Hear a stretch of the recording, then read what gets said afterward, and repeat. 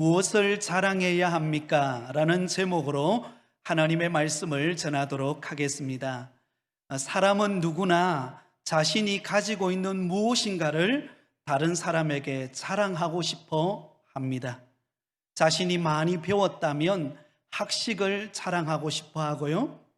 또 자신의 아름다운 외모를 자랑하고 싶어 하기도 하고, 어떤 사람은 자기가 얻은 명성과 인기를 자랑하기도 하고, 또 어떤 사람은 높은 자리에 올라간 그 권력을 자랑하는 사람도 있습니다. 그러다가 더 자랑할 것이 없으면 어떻게 합니까? 심지어 사돈의 팔촌까지 덜먹이면서 자랑거리를 이야기하는 것을 보게 됩니다. 그런데 여러분, 이러한 누군가가 자기 자랑거리들을 막 이야기할 때, 그때 스스로 자랑할 것이 없다라고 생각되어지는 사람의 마음은 어떨까요? 굉장히 위축이 됩니다. 저 사람은 저렇게 간증할 거리도 많고 저렇게 자랑할 거리도 많은데 왜 나는 자랑할 것이 없지? 초라한 자신을 보면서 때로는 열등감이 생기기도 하고, 때로는 굉장히 위축감을 느끼기도 합니다. 그렇다면 여러분, 과연 신앙을 가진 우리 성도들은 무엇을 자랑하며 살아가야 하겠습니까?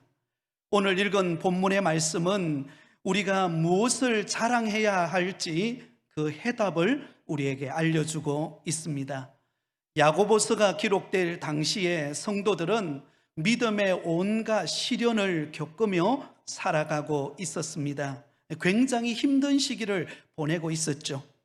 믿음을 지키는 일 때문에 그들은 경제적인 어려움을 당해야만 했고, 또한 심한 박해를 받아야 했을 뿐만 아니라 그들이 정착하고 살아가던 지역 사회에서조차 배척당하는 그런 환경을 경험하기도 했습니다. 이러한 믿음의 시련을 겪고 있는 성도들에게 세상적인 관점이 아니라 신앙적인 관점에서 우리가 무엇을 자랑해야 할 것인가를 가르쳐 주고 있습니다. 오늘 우리가 이 본문을 읽어보면요, 두 종류의 사람이 언급되고 있는 것을 우리는 발견할 수가 있습니다. 한 종류의 사람은 세상적으로 볼 때에 자랑할 것이 별로 없는 사람을 말합니다. 어려운 환경 속에 놓여 있는 사람을 말하죠. 또 다른 종류의 사람이 있는데요, 그는 세상적으로 볼 때에 자랑할 것이 매우 많은 사람을 말합니다. 부유하고 여유가 있는 사람을 말합니다. 여러분, 이 두 부류 중에 여러분들은 어디에 속한다고 생각하십니까? 여러분, 이 두 부류의 어느 부류에 속했는지는 모르지만, 그러나 신앙적인 관점에서 모두가 자랑할 것이 있음을 기억하시기를 바랍니다. 먼저 낮은 형제는 자기의 높음을 자랑해야 한다라고 그렇게 오늘 본문은 우리에게 말씀해 주고 있습니다. 9절 말씀입니다. 낮은 형제는 자기의 높음을 자랑하고. 낮은 형제, 여기서 낮은 형제는 누구를 말합니까? 여기서 낮다라고 하는 이 형용사는 헬라어로는 타페이노스라고 하는 말입니다. 이 단어는 물질적으로 그리고 육체적인 것뿐만 아니라 영적인 것까지 포함해서 가난하고 궁핍한 상태에 놓인 성도를 말합니다. 다시 말하면 경제적으로 가난하고 지위가 낮아서 내게 주어진 지금 현실 속에 너무나 많은 어려움을 겪으며 하루하루를 살아가는 성도라고 말할 수 있습니다. 세상적으로 볼 때에 별로 내세울 것이 없는 어려운 형편에 속한 성도라고 할 수 있습니다. 사랑하는 여러분, 우리가 예수님을 믿고 믿음 생활할 때 만사 형통하면 얼마나 좋겠습니까? 그러나 여러분, 항상 모든 일이 잘 풀리고 어려움이 전혀 없는 것이 아닙니다. 우리가 열심히 믿음 생활하고 열심히 주님 앞에 충성하지만 때로는 실패를 경험하기도 하고, 때로는 육신의 아픔의 고통을 경험하기도 하고, 때로는 가난과 궁핍의 현실 속에서 하루하루 바둥바둥 거리면서 내일을 때로는 염려할 만큼 고난과 시련을 겪으며 보내는 때가 있습니다. 특히 여러분, 믿음의 시련의 기간을 보내는 동안에 우리에게 찾아오는 현실의 고통이 무엇입니까? 그것은 바로 모자람입니다. 궁핍입니다. 여러분, 풍족하면 얼마나 좋겠어요. 그죠?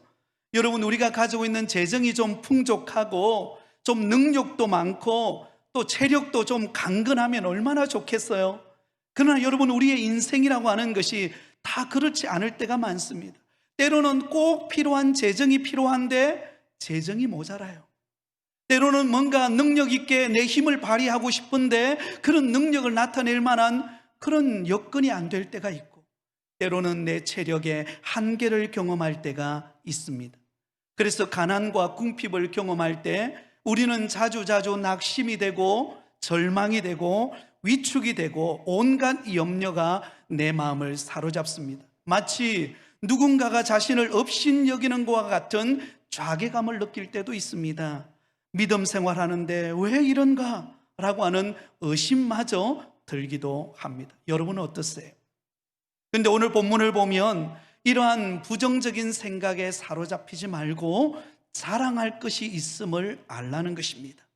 9절 말씀을 다시 보겠습니다. 나전 형제는 자기의 높음을 자랑하고. 여러분, 나전 형제, 가난하고 궁핍하고 어려운 형편에 있는 사람은 무엇을 자랑하라고 말하고 있습니까? 자신의 높음을 자랑하라고 말하고 있습니다. 여기서 말하는 자기의 높음은 무엇을 말합니까? 바로 예수 그리스도를 믿음으로 말미암아 하나님의 자녀가 된 것을 자랑하라는 것입니다. 한 걸음 더 나아가서 저와 여러분이 하나님의 나라의 시민권을 가진 자라는 것을 자랑하실 수 있기를 바랍니다. 여러분, 성경은 우리가 예수님 안에서 얼마나 존귀한 자이고 얼마나 놀라운 그런 특권을 가진 사람인가를 우리에게 말씀하고 있습니다. 요한복음 1장 12절에 영접하는 자, 곧 그 이름을 믿는 자들에게는 하나님의 자녀가 되는 권세를 주셨으니. 여러분, 영접하는 자, 예수님을 믿는 자에게 어떤 권세를 주셨다고요? 하나님의 자녀가 되는 권세를 주셨습니다. 사랑하는 성도 여러분, 오늘 이 시간 예배드리는 저와 여러분은 하나님이 선택한 하나님의 자녀인 줄 믿습니다. 여러분, 하나님의 자녀는 아무나 되는 것 아닙니다. 얼굴이 잘생겼다고, 그 사람이 똑똑하다고, 그 사람이 많이 가졌다고 하나님의 자녀가 되는 것 아닙니다. 하나님이 선택하신 저와 여러분이 하나님의 자녀입니다.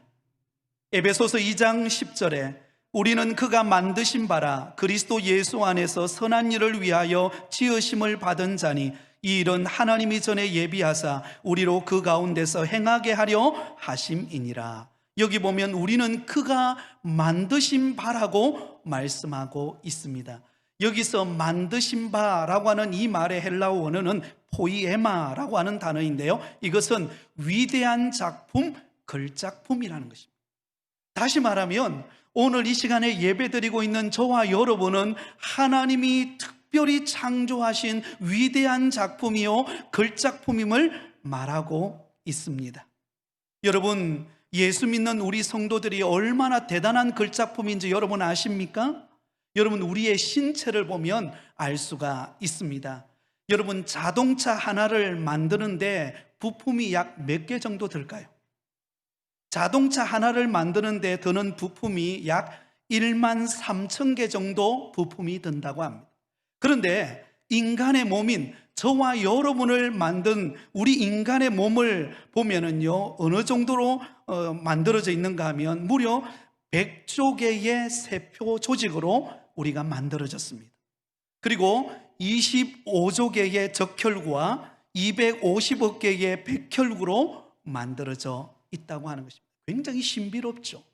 엄청난 그런 숫자의 조직으로 저와 여러분이 만들어져 있다는 거예요. 그럼에도 불구하고요, 이 땅에 똑같이 생긴 사람은요, 단 한 사람도 없습니다. 여러분, 부모와 자녀 간에 닮기는 했지만 똑같이 생긴 사람은 단 한 사람도 없다라고 하는 것입니다. 그러므로 여러분, 이 땅에 특별한 존재로 우리를 만드신 하나님께서 저와 여러분을 택하여 부르시고 하나님의 자녀 삼아주신 것, 이것이 우리가 자랑해야 될 영적인 자랑거림을 기억하실 수 있기를 바랍니다. 또한 뿐만 아니라 우리가 누리는 영적 지위가 얼마나 높은가를 말하고 있습니다. 에베소서 2장 5절과 6절, 허물로 죽은 우리를 그리스도와 함께 살리셨고 너희는 은혜로 구원을 받은 것이라 또 함께 일으키사 그리스도 예수 안에서 함께 하늘에 앉히시니. 여러분, 허물과 죄로 죽었던 저와 여러분, 다시 말하면 지옥 형벌 받아서 영원히 사망의 권세 아래서 죽음의 어둠 가운데 살 수밖에 없었던 저와 여러분을 선택하여 구원받게 하실 뿐만 아니라 하늘나라에 앉히셨다는 것입니다. 다시 말하면 저와 여러분을 하나님의 나라의 시민권을 가진 자로 선택하셨다라는 사실입니다. 여러분, 오래전만 하더라도요, 미국의 영주권을 얻고 시민권을 얻는 것은 큰 자랑거리였습니다.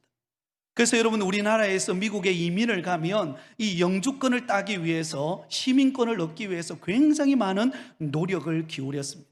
그래서 여러분, 손에 영주권과 시민권을 들면 그렇게 기뻐했습니다. 하물며 영원한 하나님의 나라에 앉아서 그곳에서 주님과 함께 영원히 살 하나님의 나라 시민권을 저와 여러분에게 이미 부여하신 이 특권을 주신 은혜에 감사하며 자랑하는 저와 여러분 되실 수 있기를 바랍니다. 우리의 자랑거리가 무엇입니까?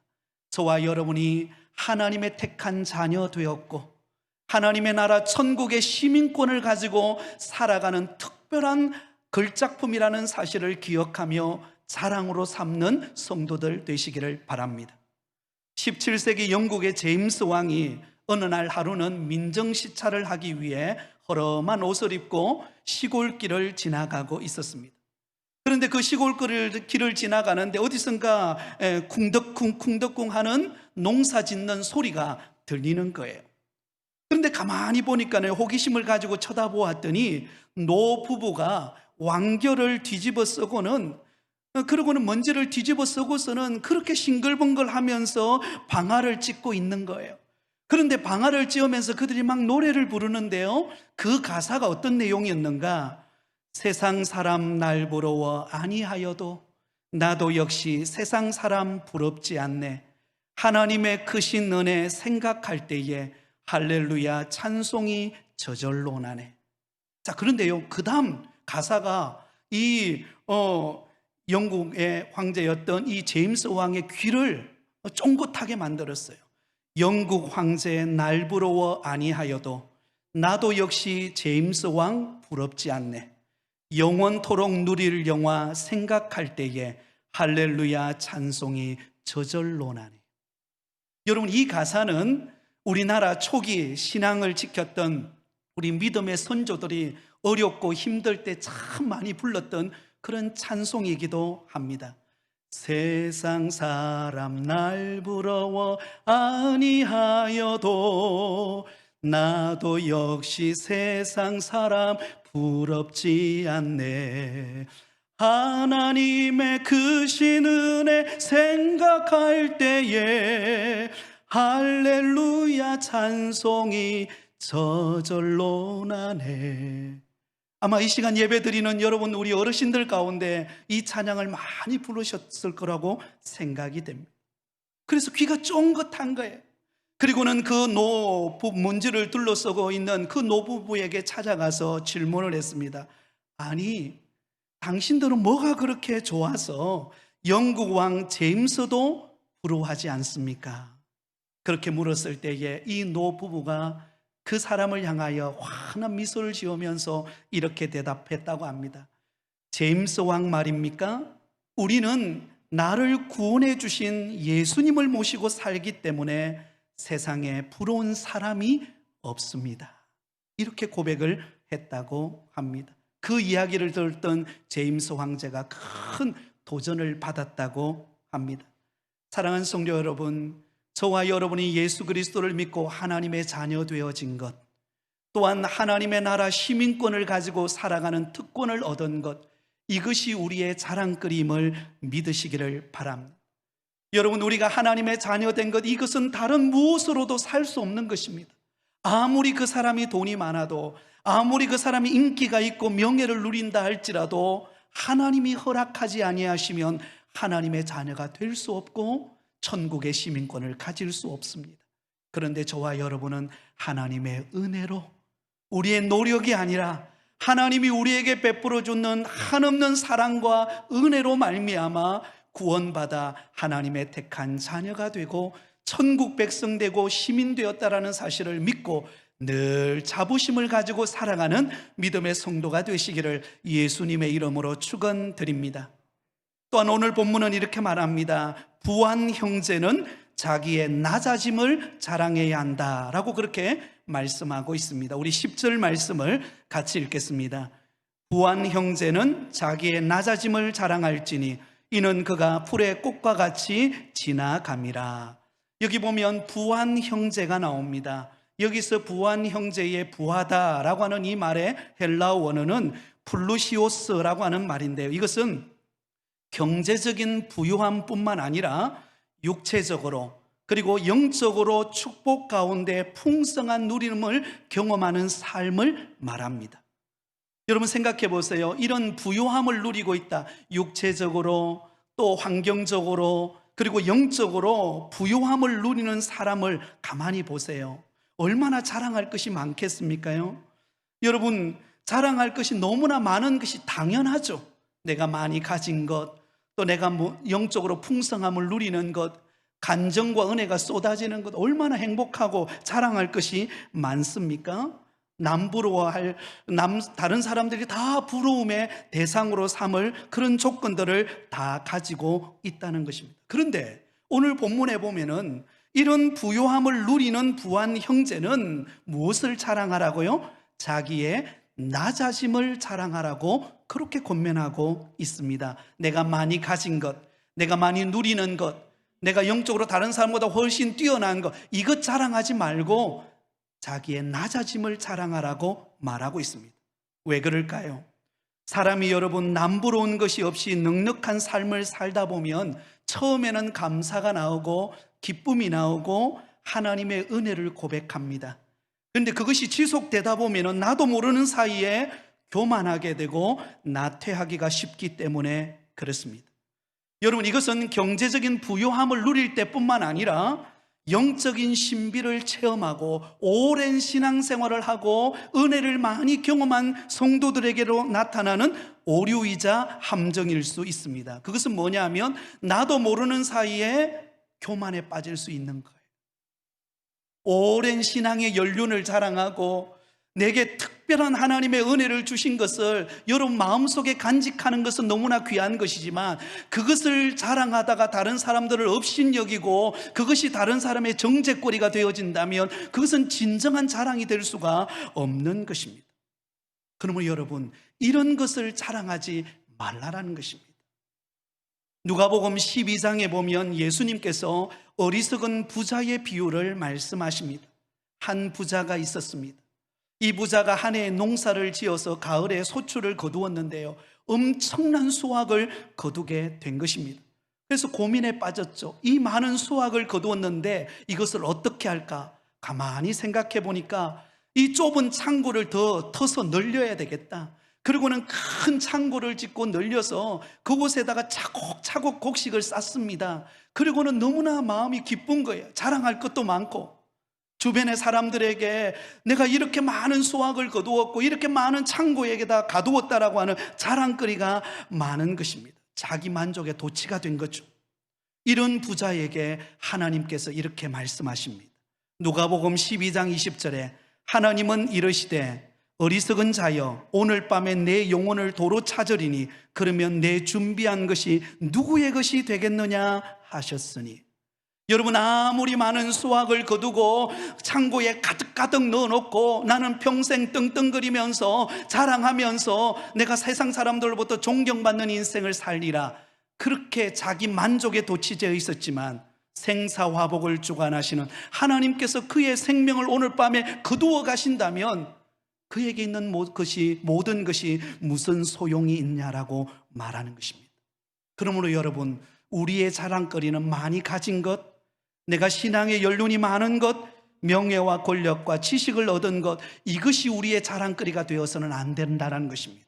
그러면 10절을 다시 보시면 부한 자는 무엇을 자랑해야 합니까? 자기의 낮아짐을 자랑해야 합니다. 자기의 낮아짐이라고 하는 것이 무슨 뜻입니까? 하나님 앞에서 내 존재를 바로 인식하는 것입니다. 내 공로가 아니고, 내 능력이 아니고, 내가 가진 어떤 힘에 의하여서 이 부귀와 은혜와 축복을 받은 것이 아님을 철저히 인정하고, 오직 하나님의 은혜만을 고백하고 하나님과 사람 앞에 겸손하게 자기를 낮추는 모습, 이것이 자기의 낮아짐입니다. 한번 따라하겠습니다. 모든 것이 하나님의 은혜입니다. 여러분, 하나님께서 여러분의 직장과 사업장과 가정과 일터에 복을 주셨습니까? 능력과 은혜와 축복을 주셨습니까? 그것은 내가 한 것 아닙니다. 하나님이 우리에게 주신 은혜요 복인 줄 믿습니다. 그러면 여러분, 겸손히 낮아지시기 바랍니다.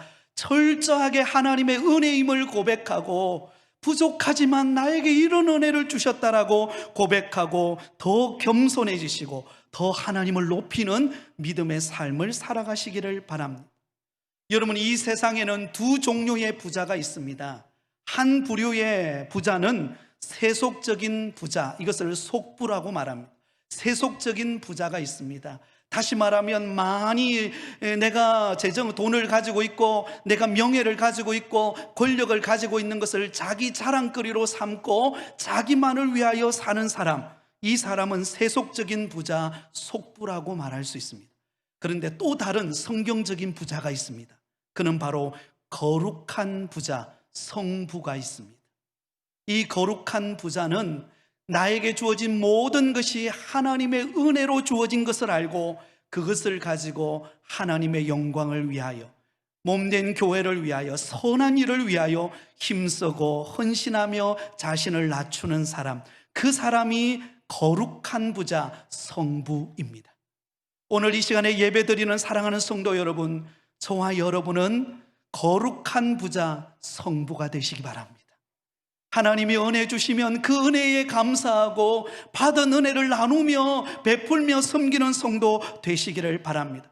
그랬을 때 여러분, 돈이 있어도 돈을 의지하지 않고, 명예가 있어도 명예를 의지하지 않고, 권력이 있어도 권력을 의지하지 않고, 오직 하나님만을 의지함으로 내게 주신 모든 것을 통하여 하나님을 기쁘시게 하는 믿음의 성도가 되시기를 바랍니다. 그 대표적인 신앙의 인물이 바로 욥입니다. 여러분, 이 욥은 동방에서 가장 부자였다라고 성경은 기록하고 있습니다. 얼마나 그가 부자였는지, 그러면서도 하나님을 경외하고 신실한 믿음으로 하나님을 섬겼던 사람이 욥이었습니다. 그런데 어느 날 그에게 시련이 찾아옵니다. 하루아침에 그가 가졌던 그 엄청난 재산이 다 바람같이 사라져버립니다. 그리고 그에게 있는 눈에 넣어도 아깝지 않는 그 10명의 자녀를 한순간 기둥이 무너져서 한순간 다 목숨을 잃게 됩니다.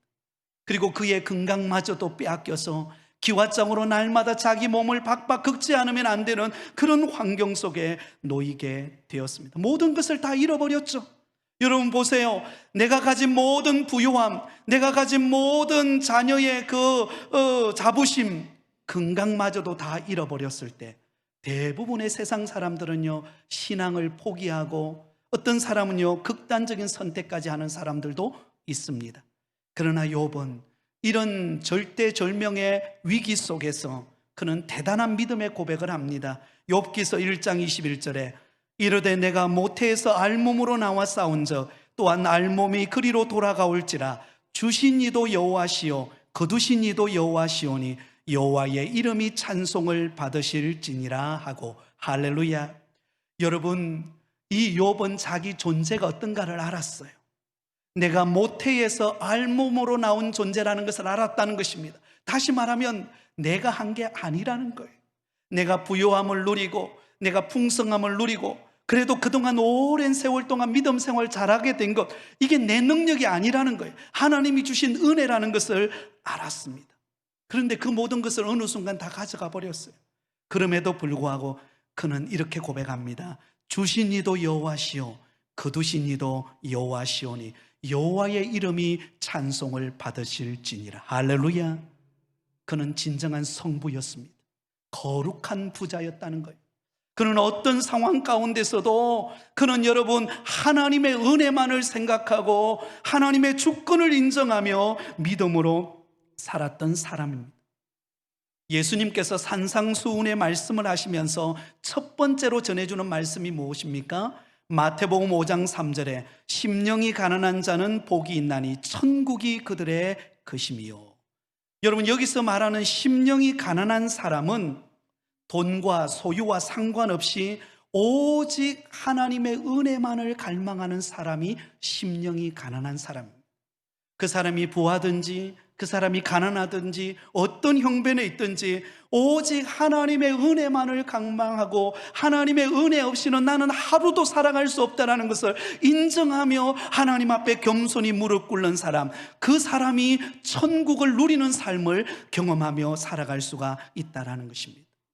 우리가 잘 아는 사도 바울은 위대한 선교자이자 목회자였습니다. 여러분, 우리가 잘 아는 것처럼 신약 성경에 나오는 13권의 서신서를 사도 바울이 친히 기록한 서신입니다.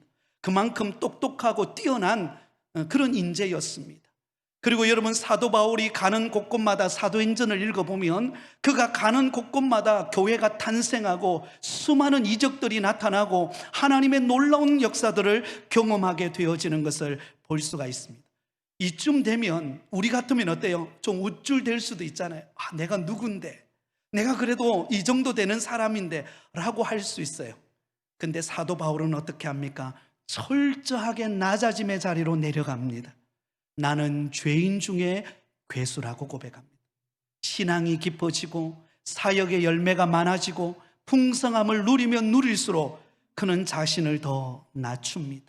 심지어 그는 여러분 천국에 가서 신비한 천국을 경험하고 와서도 그는 자신의 연약함을 보면서 내가 약할 곧 그때가 강함이라고 고백합니다. 왜 그랬을까요? 자기의 부요함이, 자기가 오늘 이렇게 누리고 이렇게 은혜 받은 이 모든 것이 하나님의 전적인 은혜임을 알았기 때문입니다. 사랑하는 성도 여러분, 하나님께서 우리에게 은혜 주시고 복을 주시고 여건과 환경을 열어주시고 자녀가 잘 되어질 때 저와 여러분이 하나님의 은혜임을 고백하고 나를 낮추는 믿음의 삶이 되시기를 예수님의 이름으로 축원드립니다. 그러므로 여러분, 성도는 결국 영원한 것을 자랑하며 살아가야 합니다. 한번 따라하겠습니다. 성도는 영원한 것을 자랑해야 합니다. 여러분, 눈에 보이는 것은 잠시 잠깐입니다. 11절 말씀을 같이 읽겠습니다. 시작. 해가 돋고 뜨거운 바람이 불어 풀을 말리면 꽃이 떨어져 그 모양의 아름다움이 없어지나니 부한 자도 그 행하는 일에 이와 같이 쇠잔하리라. 여러분, 아무리 싱싱한 풀이라 할지라도 그리고 아무리 아름다운 꽃이라고 할지라도 시간이 지나면 어떻습니까? 시들고 꽃은 떨어지게 됩니다. 그 모양의 아름다움은요 오래 가지를 않습니다. 쇠잔하고 사라지게 되는 것입니다. 오늘 이 시간에 예배드리는 저와 여러분들도 어떻습니까? 그래도 20대 젊을 때만 하더라도요 다 미스 코리아 수준 아니었습니까? 안 믿으세요?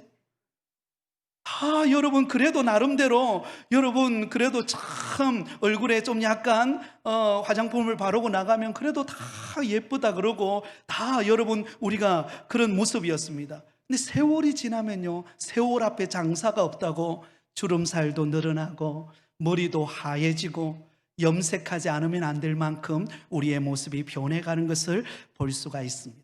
이 세상에는 영원한 게 없어요. 그런데 여러분 영원한 것이 있습니다. 고린도후서 4장 18절에 우리의 돌아보는 것은 보이는 것이 아니요 보이지 않는 것이니 보이는 것은 잠깐이요 보이지 않는 것은 영원함이니라. 여러분 그러므로 여러분, 세상 사람들은 눈에 보이는 것을 쫓아 살아갑니다. 물질을 쫓아서, 명예를 쫓아서, 권력을 쫓아서 자기 것에 만족을 주는 것을 쫓아 살아갑니다. 물론 그것이 우리에게 꼭 필요하죠. 그러나 주님은 이렇게 말합니다. 너희는 먼저 그의 나라와 그의 의를 구하라. 그리하면 이 모든 것을 너희에게 더하시리라.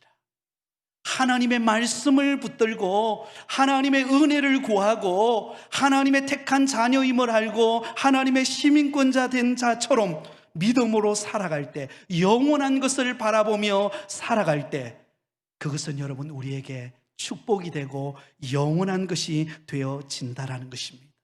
사랑하는 성도 여러분, 그러므로 오늘 이 자리에 앉아서 예배드리는 사랑하는 성도 여러분, 여러분 앞에 어떤 고난과 시련이 찾아오셨습니까? 그 시련은요, 얼마 지나지 않으면 지나갈 것입니다. 또한 새로운 은혜가 여러분에게 임하게 될 것입니다. 또한 여러분, 하나님이 지금 여러분에게 부요함을 주셨다면 그 은혜에 감사하며 은혜를 나누시기를 바랍니다. 이 이야기만 하고 말씀을 맺으려고 합니다. 오래전부터 전해져 내려오는 이야기가 하나가 있습니다. 어느 날 다윗 왕이 전쟁에 나가서 큰 승리를 거두고 궁궐로 돌아오게 되었습니다. 너무너무 기뻤어요. 그래서 그 궁궐에 있는 보석 세공사에게 자신을 위하여 아름다운 반지를 하나 만들어 달라고 요청을 하게 됩니다. 그런데 그 반지를 만들 때 그 반지에다가 글귀 하나를 적어 달라는 거죠. 그 어떤 의미를 담은 글귀냐면, 내가 승리했을 때, 기쁨이 넘칠 때 교만하지 않고, 절망에 빠졌을 때 좌절하지 않고 용기와 희망을 줄 수 있는 글귀를 적어 넣어 달라고 요청을 했습니다. 그래서 보석 세공사가 보석을 가지고 반지를 만들었어요. 반지 만드는 거 뭐 어렵겠습니까? 늘 해오던 거니까, 그죠? 반지를 만들었어요. 그런데 그 반지에 들어갈 글귀가 생각이 나지를 않는 거예요. 내가 승리했을 때, 내가 기쁨을 누릴 때 교만하지 않고, 때로는 내가 실패하고 절망 가운데 있을 때, 고난 가운데 있을 때 용기를 잃어버리지 않는 그 말이 뭘까? 아무리 생각해도 답이 안 나오는 거예요. 그래서 고민하다가 지혜롭기로 유명한 솔로몬 왕자를 찾아갑니다. 솔로몬에게 찾아가서 부탁을 한 것입니다. 승리할 때, 기쁨을 누릴 때, 잘 나갈 때 교만하지 않고, 때로는 실패하고 고난과 어려움을 겪을 때 용기 잃지 않는 글귀가 뭐가 있을까요? 그러자 솔로몬 왕자가 한참을 생각하다가 한 글귀를 그 반지에 적어 넣으라고 이야기를 했습니다. 그 내용은 바로 이렇습니다. 이 또한 지나가리라. 한번 따라해 볼까요? 이 또한 지나가리라. 이 또한 지나가리라. 그 반지에다가 그렇게 기록하고 다윗 왕에게 반지를 전해 주었습니다. 그 반지를 낀 다윗은 일평생 동안 그의 인생의 철학으로 삼았다고 합니다. 이 또한 지나가리라. 성공했을 때, 잘 나갈 때 교만하지 않기 위하여 이 또한 지나가리라. 시련과 고난과 어려움이 찾아왔을 때 절망하지 않을 수 있는 그런 이 또한 지나가리라.